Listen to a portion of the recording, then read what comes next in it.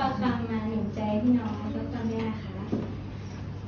พระวจนะคำได้กล่าวว่าจงโมทนาขอบพระคุณพระเจ้าแห่งพระสวรรค์เพราะความรักมั่นคงของพระองค์ดำรงแต่นิจอาเมนค่ะเราร้องเพลงนี้ว่าการทำเพื่อให้รักค่ะ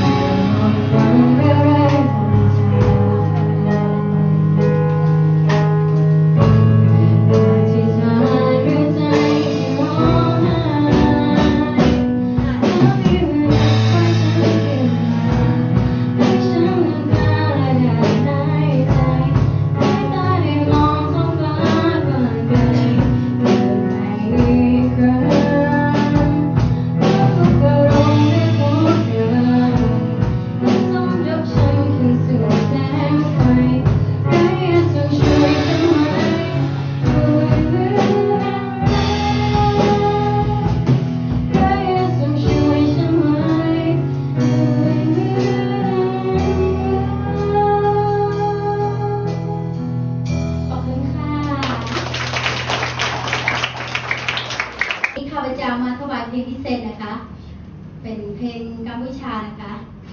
ค่ะก่อนที่จะร้องบทเพลงข้าพเจ้าจะแปลให้ฟังก่อนนะคะความรักของพระเจ้ายิ่งใหญ่พระองค์ยอมสละทุกอย่างเพื่อเราพ้นจากความบ้าทั้งสิ้นของเราก็เพลงนี้ก็แปลเลยค่ะก็มีชื่อว่าความรักยิ่งใหญ่ของพระองค์ค่ะอาเมน